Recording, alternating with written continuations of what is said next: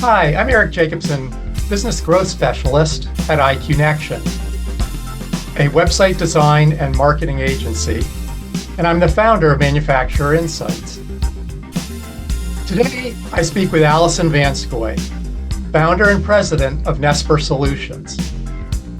We're going to talk about how manufacturers can develop repeatable processes to give teams time back and allow room for growth. Nesper Solutions helps businesses remove operational roadblocks, streamline systems, and create the structure you need to scale. Before founding Nesper Solutions, Allison led large-scale initiatives as head of the project management office at Myonex and director of technology at ESFM, guiding organizations through post-acquisition integrations, European Union facility launches, and ERP implementations. Hi, Eric. Thanks for having me today. So I have to tell you, Allison specializes in helping organizations to get organized. She cuts through confusion. And I have to tell you, in getting ready for this interview today, she was on top of it. I like to think that I'm organized, but she put me to shame, I have to tell you. I'm really looking forward to this interview. So, Allison, as you look to talk with manufacturers and other organizations, who do you look to work with? What kind of problems do you try and solve for those organizations? So when I work with organizations, I like to meet them where they're at. Organizations may have a strategy in place and they're really just struggling on working with the team to execute it.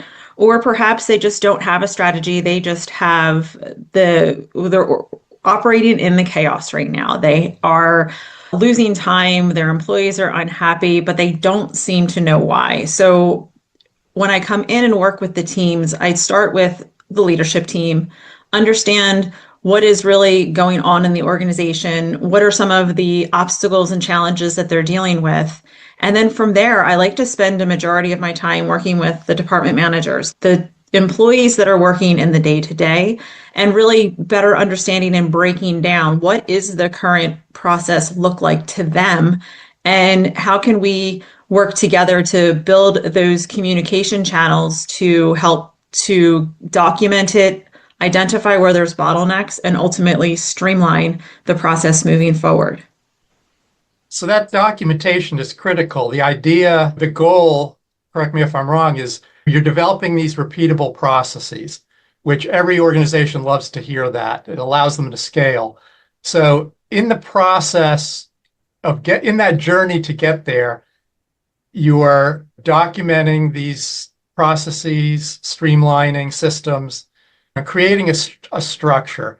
So as you're going about doing that, what are some of the roadblocks that you find within an organization that make them resistant to documenting processes? Sure. Documenting processes is probably not everyone's favorite thing to do. But it's a necessary piece of the organization that you need to have in order to have information easily transferable from one to the next. So oftentimes when I'm working in a workshop with the team, bringing everyone together, they're thinking things like, she wants to know exactly what I do and how I do it because I'm going to be replaced.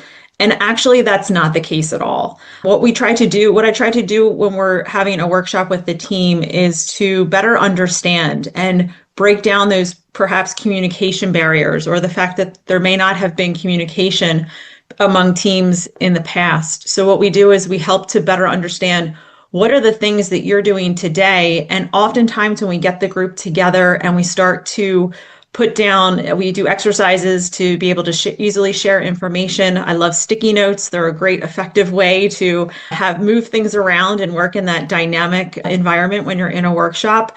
But the whole goal and objective when we're doing those workshops is to just better understand, what are you doing today? How are you doing it, so that we can figure out ways to streamline it across the team as a whole, and to make sure that the individual skill sets are being best utilized among those team members. So it's not at all trying to eliminate jobs. It's trying to make sure that you're doing that you as an employee are doing the most efficient job that you can, and ultimately getting time back to focus on things like strategy, things like managing your team, trying to find ways to continue to improve and build out additional efficiencies. So who typically is you're mentioning a workshop. So who typically is participating in that work? What roles are participating? Yeah, so there's different workshops that I have with the team members. Oftentimes there's a leadership kickoff where I'm better understanding what is going on in the organization from a higher level. But then the other workshops that I typically do and where the most time is spent is working with those department managers to outline and understand the roles and responsibilities. What are the roles, and not only the roles and responsibilities, but what are the tasks that you're doing daily, weekly, monthly, and having those conversations. And so oftentimes when we go through those exercises, we find that there's overlap between tasks that different people are doing, and there aren't well-defined guardrails or thresholds around who makes what decision. And a lot of times going through the roles and responsibilities workshop is a precursor to the actual documentation workshop. So the documentation workshop is when we're actually going through and putting a visual together of the current process flow end to end. And having that visual is really telling for the team to better understand what each of the different team members are doing and how they're participating in that end-to-end process. And the thing that is the most telling is understanding when I ask questions from the team to say, what happens when there's a shift change, right? What type of handoff do you have? When a machine happens to break down, how do you pivot and change that process? So it's throwing into the mix, what are those scenarios and things that, how you react to that process as it should be in the real day to day. Like, how is it really unfolding? Not just how is it supposed to work because my boss happens to be in the room and is going to hear what I'm trying to say. So those are really the telling parts of the process breakdown, because we're really trying to understand what are the one-offs, what are the things that happen that tend to take the scripted process off track and cause us to do something on the fly or something that is different. And those are the types of things where we find that there's perhaps ways that we can build efficiencies for those one-offs and exceptions that do tend to happen in the process. So you mentioned as if you're that employee and my boss is in the room. Can you think of some examples or an example of where you've had a difficult employee involved in the process? How have you dealt with that? Is that working with leadership or what? So difficult employees can be both at the leadership level as well as the managerial level. And honestly, it's really just better understanding what is important to them, what are their fears, because oftentimes they're resisting this change for a reason. And it's really better understanding whether it's the leader that's resisting the change or if it's the employee that's resisting the change.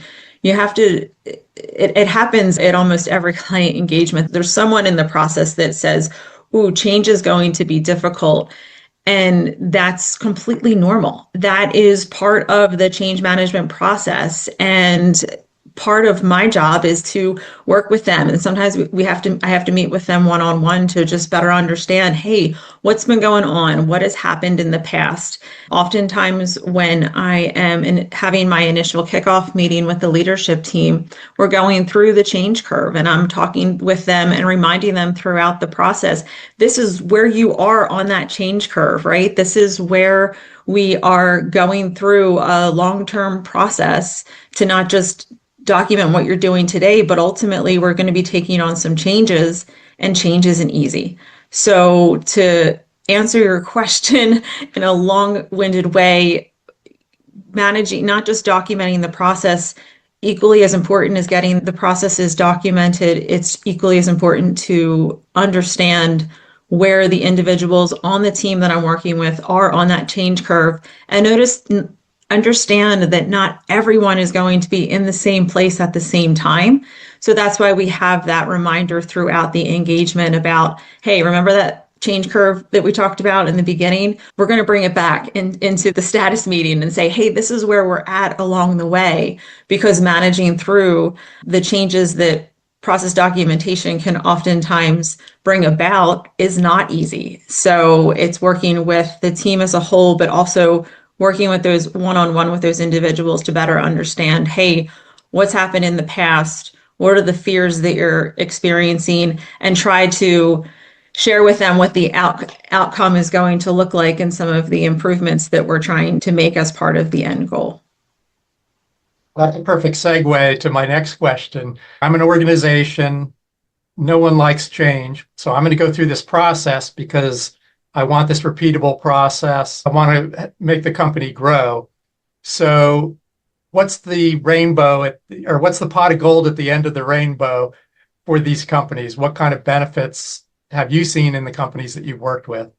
Yeah, sure. So there's certainly benefits to streamlining your operation. You can certainly get your time back. Time is so important because when employees can get up to 8 hours per week when they automate a repetitive process, and oftentimes just having the process in place, but having the metrics in place as well are important, because did you know that employees can spend almost 20% of their work week searching or trying to track down colleagues for either documents or information? So certainly getting time back through having those repeatable processes, having the documentation all in one place is so critically important to allowing companies to grow. And a company with almost approximately 100 employees, they saved an average of $420,000 annually due to lost productivity. And that was just by knowing where information was, having real-time inventory management in place. There was so much lost time because there were gaps in the process that weren't really addressed. They were just handled on a one-off basis in the past. And once we put some of those processes in place, they were able to save both time as well as significant amounts of capital as well. Sorry, what was that dollar amount they saved? $420,000 annually. Wow. That's awesome. And another piece of helpful, and I guess another fact is that in addition to getting their employee time back, as well as saving money, you're also helping the morale of your employees. And I think oftentimes that piece gets overlooked, because I once worked with a company and they calculated that the employees were 58% more likely to remain with the company over a 3-year period of time because they had onboarding processes in place. Having those onboarding processes, and that, as I refer to documentation, when you have those SOPs in place and say, this is your role, this is exactly what you have to do, that expectation is set from the beginning, and employees are more likely to not only adapt to their new role more quickly because they've been given the proper training and have reviewed the information, they're more likely to stay on board because they feel like they're accomplishing what they were assigned to do, and it ultimately helps morale. So I think morale oftentimes is a piece that people take for granted, or they don't recognize when they're going into a process improvement project or undertaking that it's going to ultimately increase their employee satisfaction.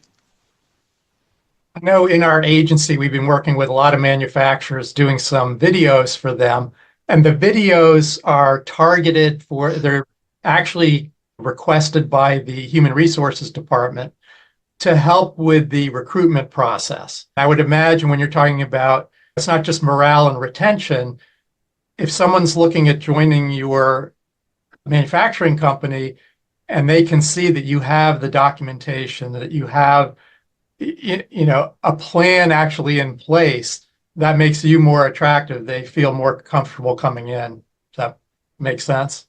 Absolutely. And then the nice thing is, with all the different tools and technology that are out there today, it doesn't have to be a Word document that they have to read, right? There's so many ways that we can build out an onboarding program for employees. It can include videos, it can include checklists, and some of the tools that I typically work with have gamification where you go in and you can have take tests on the information that you recently reviewed just to make sure that it was retained effectively. So having the tools in place to allow companies to not only manage their documentation and have it updated on a regular basis. These systems and tools that I use allow companies to be able to ensure that the documentation was not only read and reviewed, but also understood by the employees. And they'll have that reporting mechanism within those tools to know who signed off, who completed and scored the highest on the test when they completed the documentation. So all those types of tools that I use allow the documentation to not just sit on a shelf, but actually effectively become part of the onboarding process for new employees on a go-forward basis. And certainly by having that automated, it gives the employees as well as the owners back so much of their time. Well, Allison, you're so well organized. You really just anticipated my next question by talking about technology and systems. The elephant in the room is AI. Everybody wants to talk about AI. If they don't, they're just scared of it and running away from it. But AI can be a nice way of generating documentation quickly. But as a leader of a manufacturing company, if I'm that leader, how can I ensure that we're documenting the right processes rather than just simply recording the existing inefficiencies? Yeah. So being the planner that I am, Eric, I'm not going to allow the employees to just jump right in and start documenting. Like you mentioned, AI is fantastic to be able to format documents, quickly build out SOP information. However, to jump right into the deep end of the pool first, right out the gate, is not the ideal way to go. What I do with employees is we start with the end-to-end process document flow chart. So that is that visual that gives us a better understanding of what is the flow today. Where are there areas where we can perhaps make modifications or recommendations? And then from there, that process flow, if the leadership team is on board with making the changes, we then have a roadmap of what that new process is going to be and any related sub-processes that may pertain or be necessary to document. From there, what I do is I work with the team to come up with a process matrix. And basically, the process matrix is your framework or your table of contents, if you will, for all of your documentation. And that is critically important to come up with the project plan around what is getting documented, who owns it. So to have that outline, that allows us to be able to then take the third step to do the execution and create the actual documents, but you have a plan in place as far as how you're going to do it. Who's creating the document, who's reviewing the document, and then making sure that that you've completed out everything and you're not missing pieces when it actually comes to writing out the SOP. Additionally, for the documentation, I found that having that table of contents around the documentation is so important because it prevents someone from creating an SOP that's perhaps 25 or 30 pages long, right? And that just keeps going, droning on, and then it becomes hard to find information that's contained within the document. So having that script and that matrix allows you to easily identify where you're going to find certain pieces of information.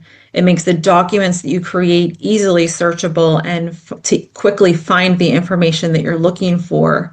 And it just basically brings that organization to the actual execution of writing out, of actually drafting and documenting the information that you're trying to capture in that business playbook. That process flow, I love that communication is one of those major elements. It's typically one of the causes of failure and dissatisfaction. The fact that's included, almost is wrapped around the whole process, is very important. Yeah, for sure. So communication is really the hidden multiplier, right? The best processes are going to fail if no one has heard about them. So that's the really by having me at the helm of working with the team to be able to build out that process. I'm forcing teams to get together and communicate, right? How we're drafting a document and making sure that if it involves multiple departments or multiple sign-offs, that you have that buy-in from the beginning. And that's why it's so important to draft out, okay, who's drafting the document, who's a part of the review process? Because if there's multiple people, we may get into the details of the process and find that there's a conflict of what the information should be. So it forces the teams to get together and have those conversations and make sure that there's agreement while that document is getting drafted. So communication is certainly key. So when would be the most appropriate time to bring a company like Nesper Solutions to the table, bring them into the company? And along with that, maybe in your answer is, what are the warning signs that someone should be looking for? And that's the trigger. I need to call Allison. Yeah, so I would always say, and I'm sure most consultants always talk about the sooner the better. And there really is truth in that. Oftentimes, I have clients that call me because someone who was key within their organization suddenly left and they took all of the knowledge with them. And oftentimes we have to then rebuild the process or better figure out, if we don't have the expertise in-house, how was that system set up and how should it be utilized? And it takes so much more time before we can even to fix and understand what the process is before we can even document it. So I would say more times than not, that's when I'm brought in, is when there is some sort of crisis. Someone left, they took the information with them, and now they're not sure what to do. But ultimately, what you want to do is bring me into their organization when they are feeling overwhelmed, when there is so much going on. And oftentimes people will say, I'm too busy right now to do that. That's actually the best time to bring me in, because I can, through video capture, there's so many easy ways to essentially look over someone's shoulder without exactly looking over their shoulder, but to just record different meetings that they're having with their team, or reviewing, going through a process that they're using within an application and recording it, sending it to me. And then with the different tools that we have, we can easily take that information and parlay that into either a training video and or a document so that you have that in your library and you can use it going forward. So the best time to bring me in is when you feel like you don't have the team's roles defined, you don't have any consistency, and you just feel like you're involved in every decision, and you don't have the time to take a vacation and take that time off because your business cannot run without you. That is definitely the time to bring me in, just so that we can get those processes established and in place. And then as you continue to grow, we would periodically review those documents and processes that you have in place and make sure that they're still effective. And that's something that once they're established, it's much easier to modify and update them versus start from the very beginning and build them from scratch. We started this interview off talking about growth and such, but I think in today's manufacturing world, with employees aging out, they're retiring, it's so much harder than it used to be to find new employees, that this documentation process, streamlining, it's not just about growth, it's really about survival. I look at it as a caution. This is how I look at it. It's like a cautionary tale. Yeah, you can do it yourself, but if you're documenting inefficient processes, you're not doing yourself any favors. And the time to start probably is now, because don't wait till you have a challenge. You need to get this documentation taken care of as soon as possible, because when someone leaves and they take that knowledge with them, it's too late. How do you capture that information? Yeah, you don't want to have to start over from the very beginning. You want to be able to identify what is the best way that you're doing the work today, whether that is, there could be an HR process that you have where you onboard, when you say you hire new employees, what are the different steps that the recruiter is doing, and what are the things that you're doing as a department manager to get ready to hire that new employee. Every department manager may be doing it differently. Let's understand what is the best way to do it and the most efficient way to do it. Get it documented and say, going forward, this is how we're going to be rolling out that particular process, just because having it documented will save everyone time and ultimately ensure that you have that consistent output. So you've spoken with a lot of companies, a lot of owners, founders of those companies. What's the one or two things that they probably don't know that they should, based from your perspective on how you've worked with companies? So for me, I think that we talked so much today about process and documentation, but there's actually three components to building out documentation that is critical to the operations. It's process flow, people, and systems, and making sure that there's alignment between those three. So for the process flow, is creating it and having it documented, like we talked about extensively. For the people, it's aligning the roles and the responsibilities. And then for the systems, it's making sure that you have the processes defined first, and then your systems help to automate that and they support the processes that you put in place, not the opposite. I've had too many scenarios where I've come in, they've band-aided systems in place to just make the out-of-the-box functionality work for them, and it ends up creating more bottlenecks, more headaches, and slowing down the process. So it needs to be the process flow, aligning the people to the right roles and responsibilities within that process flow, and then making sure that your systems are set up in a way to be able to support the process that's going to help you have the greatest output and ultimately be the most efficient to save people time. I think that's a great point. So when we're doing e-commerce website development, a lot of times we'll have someone come to us and say, yes, we want a Shopify website. Let's find if their needs, if Shopify will support their shipping needs, their ERP integration needs. But we may find that maybe BigCommerce may be more effective because they have some unique shipping needs. So we like to pick the platform after we understand what their requirements, so that just like you're not walking into a situation where you've got this system, it's not going to meet the needs. That then becomes a challenge. And you don't want to have to start from scratch and buy a new system because whatever you had decided on your own just isn't going to work. Correct. And systems and tools are put into place to help to enhance a process.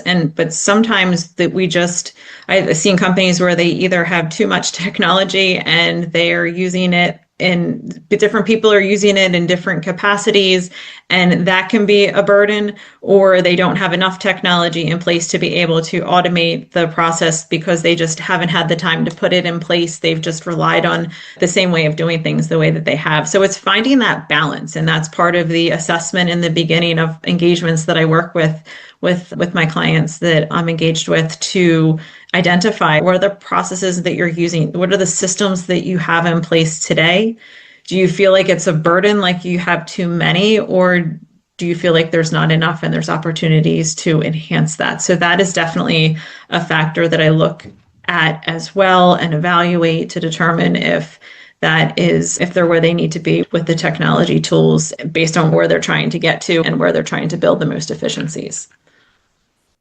So Allison, we were talking about, as we talk about documentation and process, you had mentioned to me before something called a RACI matrix, RACI matrix, which is an acronym. You'll explain what that is. But in the process of making sure processes are effective and evaluating teams and people within those teams, what's the role of that RACI matrix? Yeah, so the RACI matrix is part of the people pillar of the pillars of operation, right? When we're talking about defining the roles and responsibilities for the team members, we go a step further and break down what we call the RACI matrix, which stands for identifying the employees who are responsible, accountable, consulted, and informed. And going through that exercise and having that breakdown to identify who are the team members that are either responsible, accountable, consulted, or informed is really important, because it identifies who is responsible for getting those particular tasks done or having a particular sign off or approval within that process. That's really, it holds the team accountable and makes sure that the process is adhered to, as well as having metrics in place. We talked about having the right systems to support the process. Once you have that automation and those systems in place, what are the metrics and KPIs that you're using to be able to hold the team accountable and have that regular report out to be able to have those metrics to be able to measure how we're doing? That is so important to complement the process, to make sure that it's being not only documented, but that it's being adhered to. So having the RACI chart to be able to identify the team members and who's responsible versus who needs to be consulted and informed, as well as having the metrics in place to be able to, on a regular basis, measure how we're doing and where we're perhaps off track and need to either modify the process or get the team informed and communicated on what the process is so they can adhere to it going forward.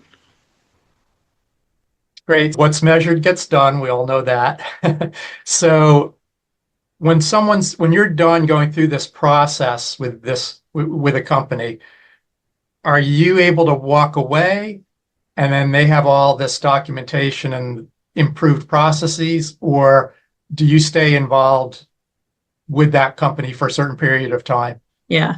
So I really, once we get to the end of phase 2, which is the implementation, the documentation has been written. Ideally, I'd love to hand it over and say, here you go, guys, it's all yours. But oftentimes I will provide periodic updates where we'll do check-ins and review those metrics. And if there are areas where the team has gotten off track, that's where there may be opportunities to be able to revisit a process, right? Maybe in reality, once we actually started doing it over a period of time, we found that there are perhaps ways that we can further improve and or change, or the metrics may not accurately be measuring what we thought that they would, where they would be able to hold the team accountable for. So having those periodic check-ins, whether it's quarterly or if it's monthly, is really important to, again, just have another way to ensure that the leadership team is engaged with what the team members are doing and that the metrics that and the work that we did is in place and working the way that we thought it would. And ultimately, we're able to see that continuous improvement over time. Well, that's great. Allison, thank you so much. As someone who loves organization, I've worked on project teams. To find a kindred spirit like you is always fun. So thank you for your time today. Great talking to you, Eric. Thanks for having me.